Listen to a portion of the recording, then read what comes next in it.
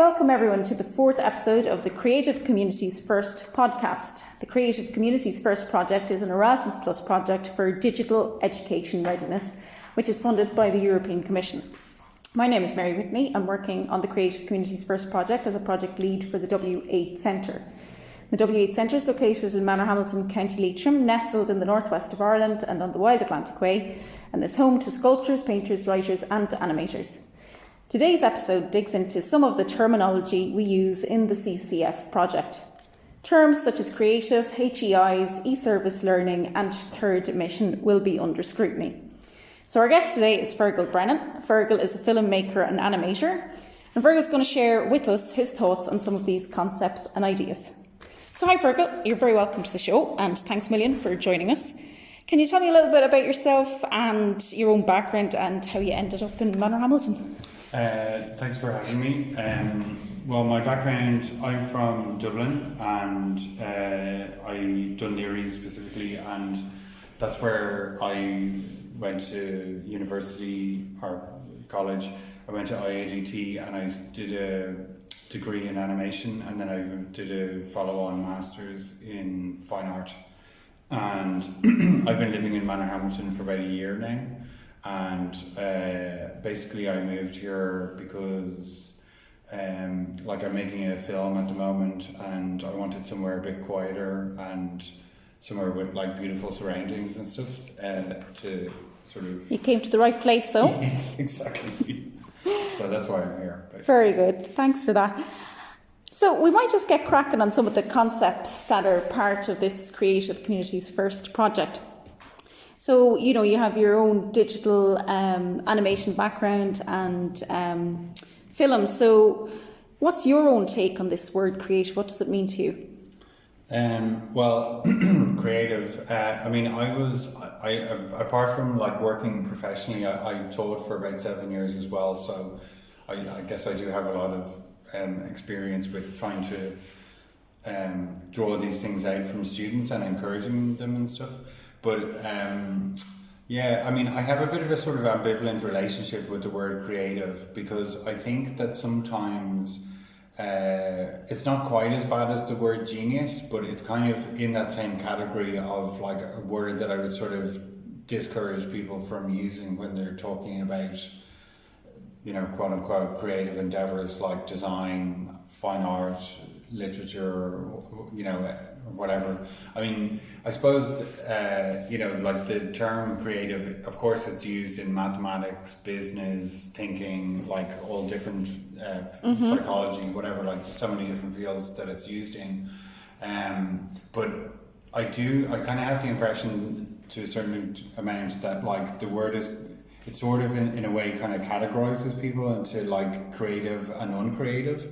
And the thing is that, I mean, like part of my sort of job as a like art teacher or just as someone who's a practitioner as well is to try and like encourage people to sort of realize that pretty much everything they do is creative, So if you're like imagining what you're going to do for the next week, or what you're going to have for dinner, or even all of the choices that you make about like what clothes you buy and what's your favorite cup to have tea out of. These are all actually creative decisions, and using your imagination and projecting your imagination into different scenarios. It's basically just like it's a very fundamental sort of human trait, and so I mean, of course, I think that like it's a sort of ambiguous term because it's used for a lot of different things, and of course it does have sort of like positive sort of connotations, but I think that to a certain degree it can be used to actually sort of like, as I said, segregate people into different camps. I remember when I was in college in Dundee, they built a business and engineering block like halfway through my sort of time there, and you did feel that there was this kind of, like, oh, that's the creative students over there, they don't want to talk to us, and like Right. they think they're better than us, or It's whatever. a bit of segregation going on. Yeah, it did feel quite segregated, but I mean, as I said, like, creative thinking is something that sort of applies to every sort of, every field of sort of like human endeavour, I think, like, involves some kind of creativity. So I don't know if that's a very good answer, but... No, it's a great answer, and I suppose what I'm taking from that is that the label itself sometimes can be, I suppose it can exclude to a certain extent without maybe it meaning to. So that's a very interesting take on it. Thanks a million for that. We'll move on to the next question, which is just your understanding around HEIs. Okay. And sorry, that's higher education institutions for the audience, in case that's another one of those terms that we use without really thinking about what it means as well. Yeah, so HEI, if I understand you correctly, is like all sort of types of third level education. Yes, right? that's correct. Yeah. So, what's your question about it? So just what's your understanding? Does that, is that the institution, or is that the makeup of the institution, or what is that? Well, I mean, like, again, I'm not predominantly an academic, so like I don't have that much experience in that field. I taught for 7 years full time in a PLC course, and then I was sort of like in tandem with that, like I was occasionally doing like short workshops in universities or colleges, but they were in this short term. So I think that, in order to like adequately answer that, you probably have to be a full-time sort of academic. But so my understanding of that term would really just be sort of, as I said, like, any form of education that's after sort of the schooling that we all are obligated to do, and any form of like training that we want to sort of take on to develop our knowledge and skills and abilities. Yeah, I mean, I'd kind of concur with you on most of that. I suppose for the purpose of the Creative Communities First podcast, it might just be kind of separating the entities within student body, student representatives, stakeholders, lecturing staff, academics, and then the actual administration of the HEIs as well. And so when we're looking at how HEIs might work with creatives, then who are we actually talking about? Are we talking about the entire institution, or is it a subgroup? Is it going to be the students? So yeah, it's great to unpack that, so thanks for that. E-service learning is the next item. Okay. What's your idea on e-service learning, or what does that look like to you? Well, I mean, I suppose, like, I've been kind of on the giving and receiving end of both of those of that experience of e-service learning. Can you tell me more about that? Well, just kind of sort of like doing online sort of courses, or and also delivering online courses myself. I mean, I suppose, obviously that was a thing which has been accelerated massively because of the COVID pandemic and stuff like that, but obviously it was something that was coming anyway, and was a burgeoning field anyway. And there was, I mean, there was a lot of discussion about, the benefits and negative sort of sides of that when I was kind of leaving my job. But I think like most things that it's something like online education, it's got its advantages and its disadvantages. So for example, I mean, one major advantage that I'd see from that is that, like, for example, for myself, I'm currently like writing a graphic novel, and I'm part of a sort of workshop group that's based in London, and there's a lot of sort of, high-end practitioners that are sort of contributing to that.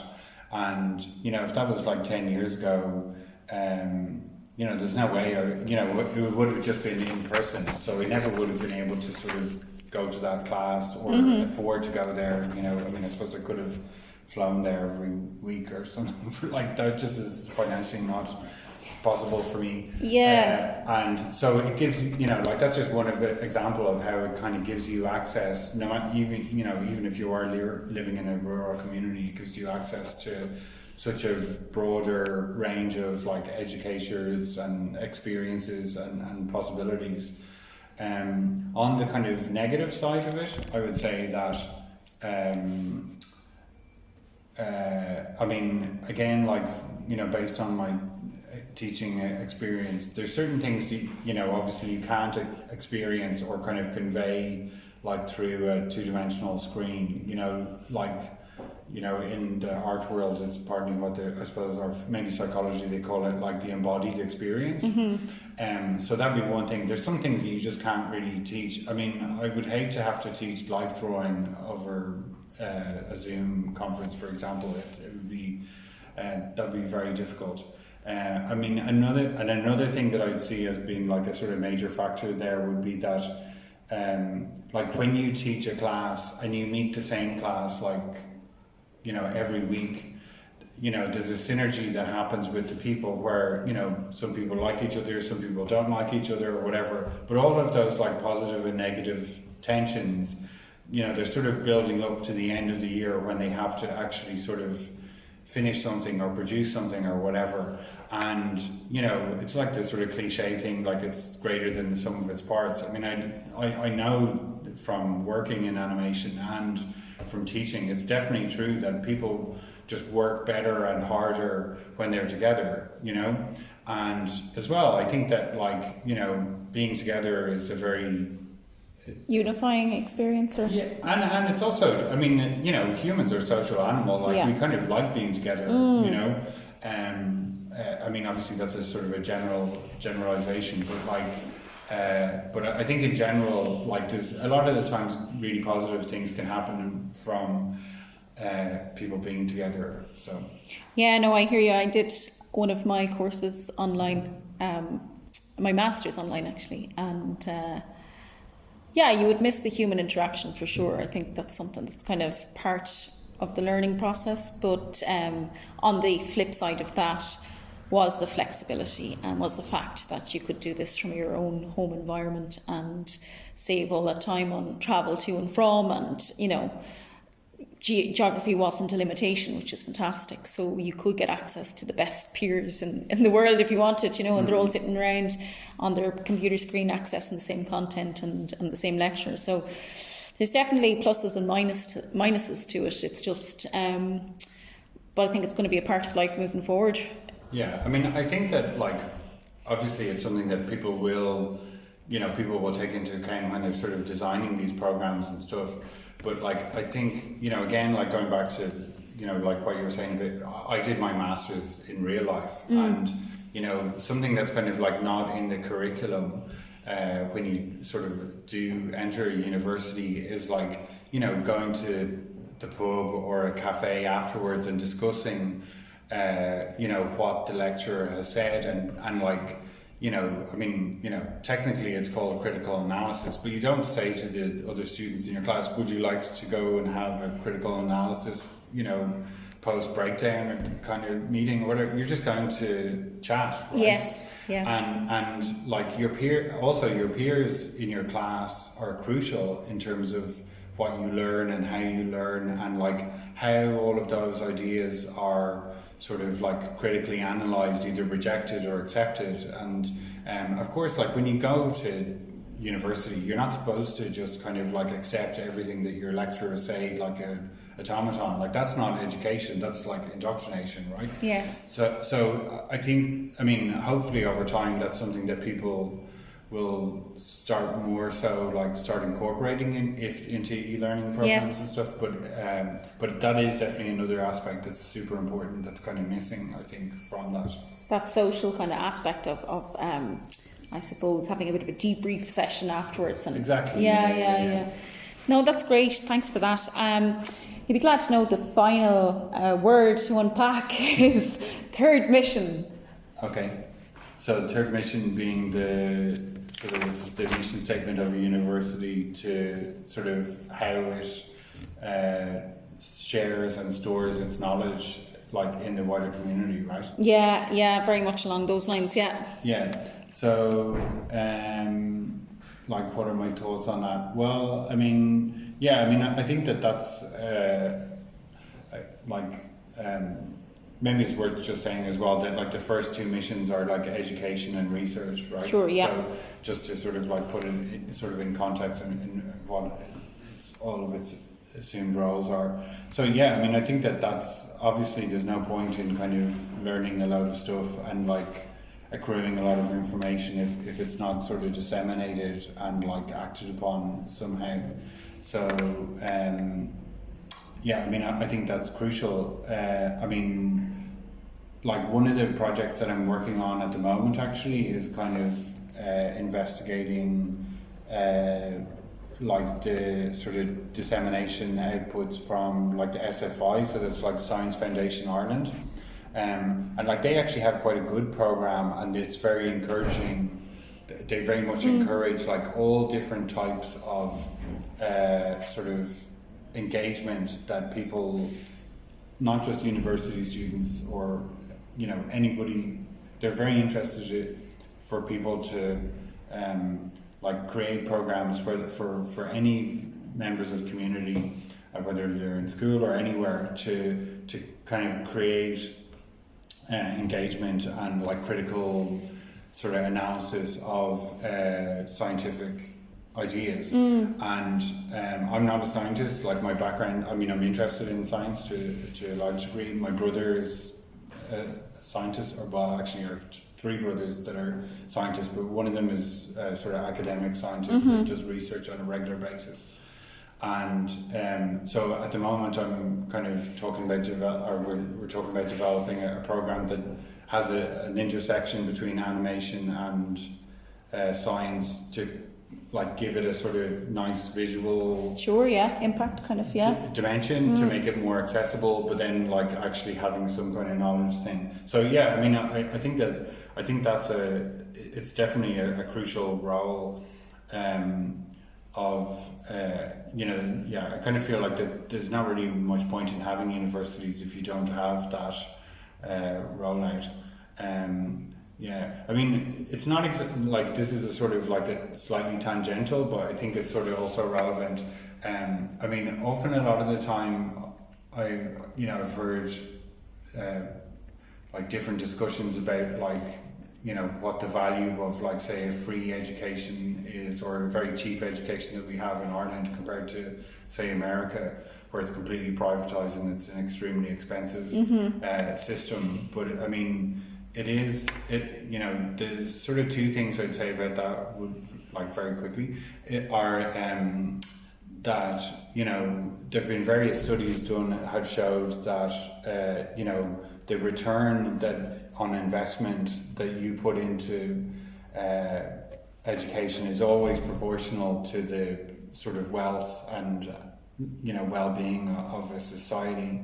So I don't think that's really too much up for argument anymore, whether like giving either free or easy access to education is a valuable thing.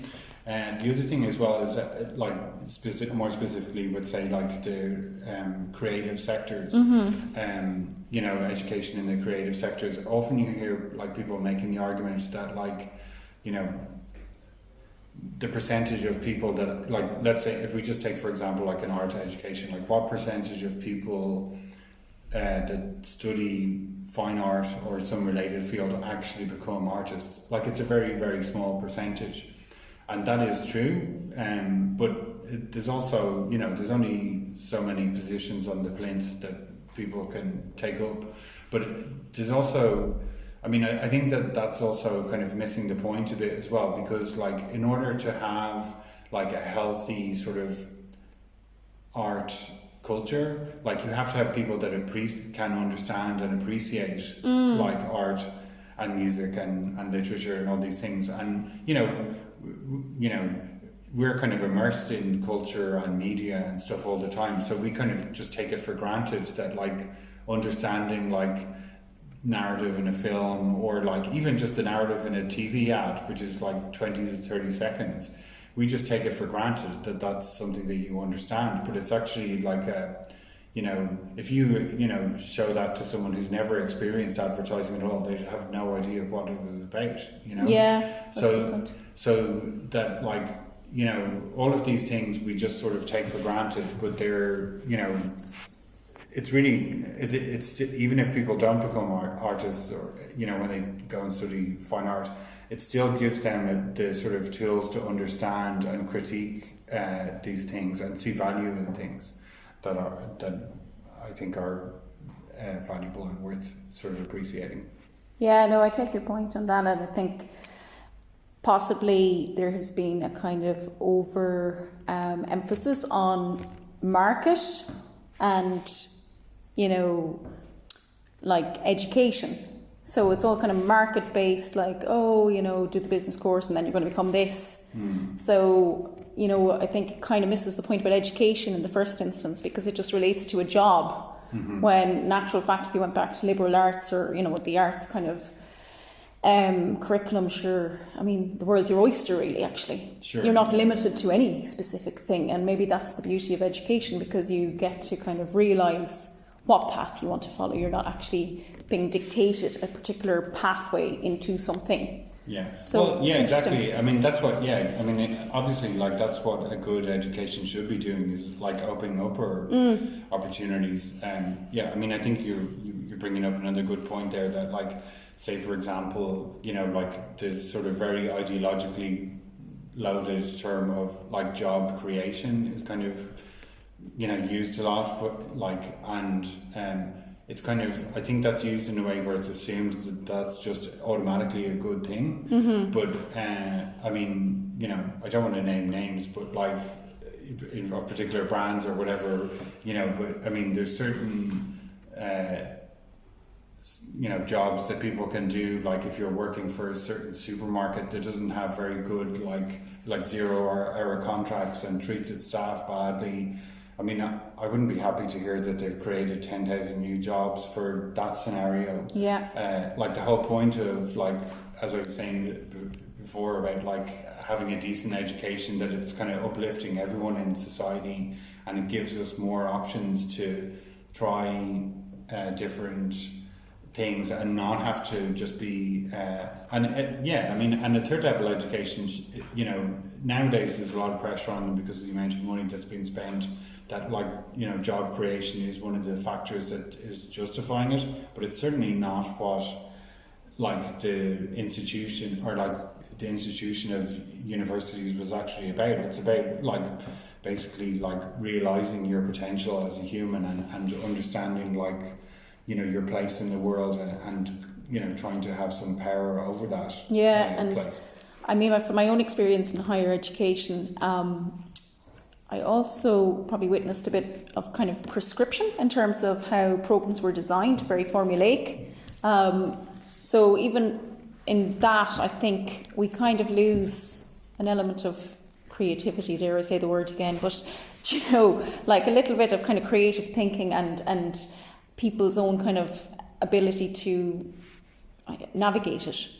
Whereas there was a kind of very kind of structured curriculum to follow, and, you know, even down to the assessment strategy design would be so kind of formulaic that there was very little room there for any kind of outside the box thinking. Yeah, it's true. And also as well, I mean, I think that, like, another thing that's related to that is that, and again, it's like a sort of part of this sort of ideology that, like, is so repeated that we sort of don't even notice it anymore, but is kind of like the idea of production, you know, and that we're like constantly supposed to be producing something, you know. And I mean, I know a lot of artists, and, like, you know, it's very often that, like, I, you know, hear them, like, sort of telling me that they're kind of like beating themselves up over, like, not producing something. And, like, factories are supposed to produce things, right? Like, not humans, you know.